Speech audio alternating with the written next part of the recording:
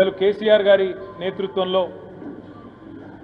24 సంవత్సరాలు పూర్తి చేసుకొని 25వ సంవత్సరంలో ఆనాడు టీఆర్ఎస్ ఈరోజు బీఆర్ఎస్గా ఉన్న తెలంగాణ ఉద్యమ జెండా 25 ఏళ్ళు నిండుతున్న ఈ శుభ సందర్భాన మనం కరీంనగర్ జిల్లా నుంచి పెద్ద ఎత్తున మన వాళ్ళందరూ కూడా ఉత్సాహంగా ఉన్నారు తరలి రావడానికి.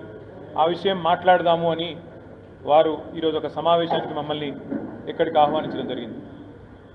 మరి సంతోషం ఏమంటే ఈరోజు చాలా కాలంగా కరీంనగర్ జిల్లా పార్టీ కార్యాలయం కూడా మేము వాడకంలోకి తీసుకురాలేదు. ఇవాళ కమలాకర్ గారు, అదేవిధంగా జిల్లా పార్టీ అధ్యక్షులు జీవి గారు, పట్టణ పార్టీ అధ్యక్షుడు సోదరుడు హరిశంకర్ గారు అందరూ కలిసి ఈరోజు దాన్ని ఫంక్షనల్ కూడా చేసినందుకు వారికి హృదయపూర్వకంగా అభినందనలు.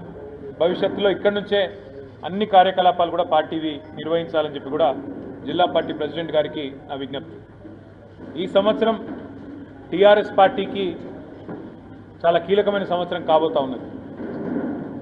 మాకు 24 ఏళ్ళు నిండి 25వ ఏట మనం అడుగు పెట్టడం అంటే ఇది సామాన్యమైన విషయం కాదు, మాకు సంబంధించి చిన్న విషయం కాదు.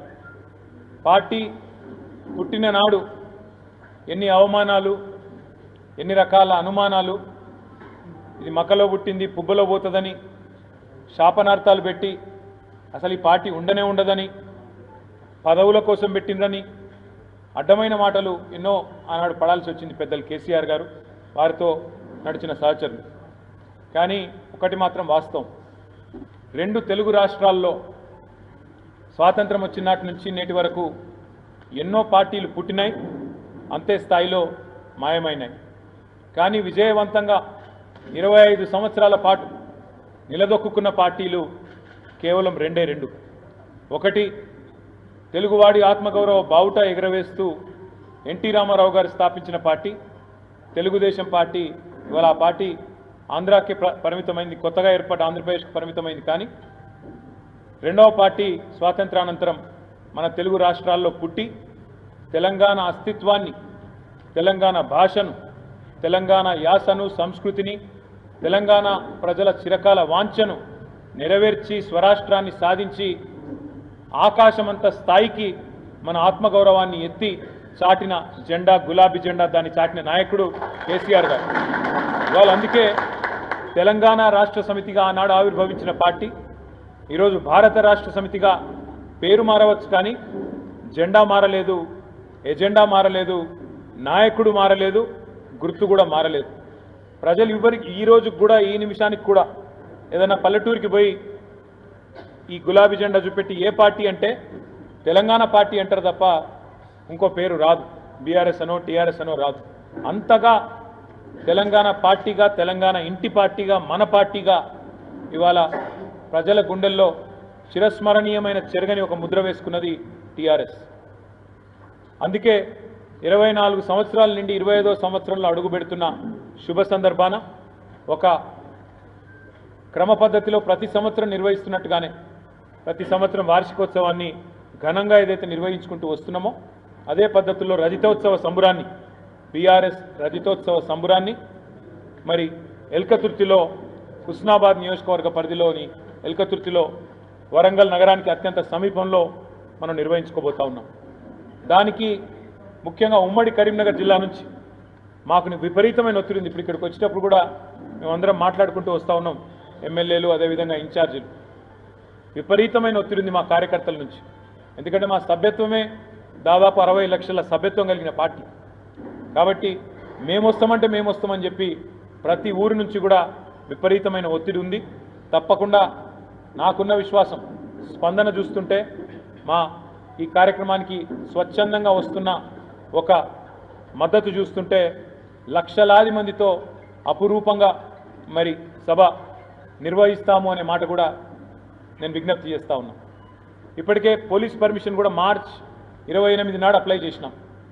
మరి ఈరోజు 12వ తారీఖు, ఇప్పటివరకు పోలీసులు పర్మిషన్ ఇవ్వట్లేదు, ఇస్తామని చెప్తలేరు, ఇయ్యమని చెప్తలేరు. అందుకే కోర్టుకు కూడా పోయినాం, హైకోర్టుకు కూడా పోయినాం. పోతే హైకోర్టు కూడా 21వ తారీఖు వరకు గడువు పెట్టింది, 17 లోపల సమాధానం చెప్పాలని చెప్పి ప్రభుత్వానికి మరి కోర్టు కూడా డైరెక్షన్ ఇచ్చింది.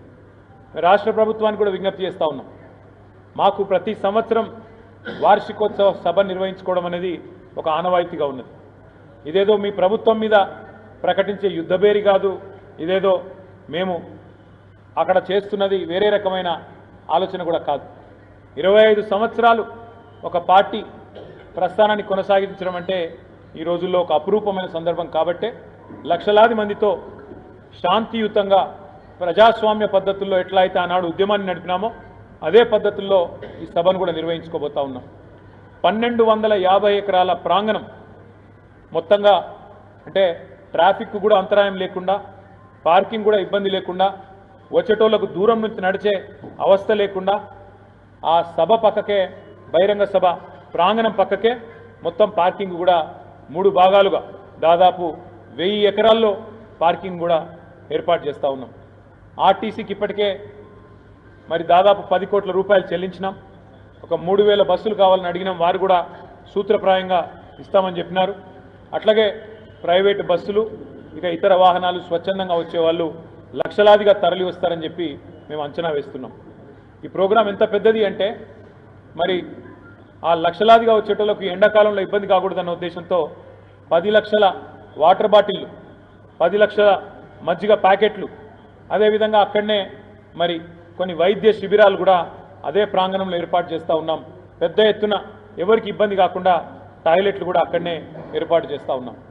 అదే మాదిరిగా డాక్టర్ల బృందాలు, అదేవిధంగా మా 2000 మంది వాలంటీర్లు పార్కింగ్ ఇంతజాం చూడడానికి, వచ్చిపోయే ట్రాఫిక్ నియంత్రణ చేయడానికి, అదేవిధంగా ప్రజలకు ఏ రకమైన అసౌకర్యం కలిగినా, ఎవరికి వచ్చే వాళ్ళకి ఏ రకమైన ఇబ్బంది కలిగినా తక్షణమే వారికి సేవలు అందించడానికి 2000 మంది స్వచ్ఛందంగా మా పార్టీ కార్యకర్తలు, మా యువకులు 2000 మందిని నియమించినాం. వారు కూడా ఇప్పటికే పనులు నిమగ్నమైనారు.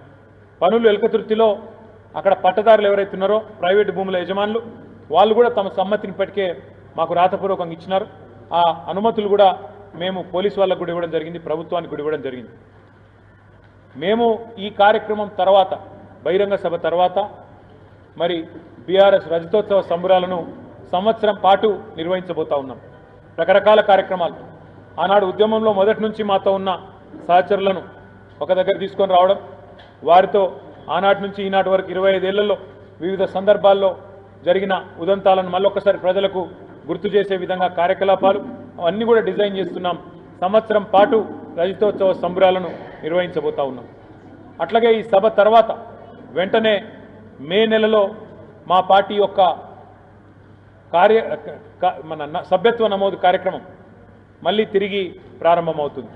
ఈసారి మొత్తం సభ్యత్వ నమోదు కార్యక్రమాన్ని డిజిటల్ పద్ధతుల్లో చేయాలి అని చెప్పి నిర్ణయం తీసుకున్నాం. ఇదివరకు ఇచ్చినట్టు ఆ పుస్తకాలు ఉండయి, మొత్తం కూడా యాప్ ద్వారా ఈసారి మనం మెంబర్షిప్ ఎన్రోల్మెంట్ కూడా చేయబోతా ఉన్నాం.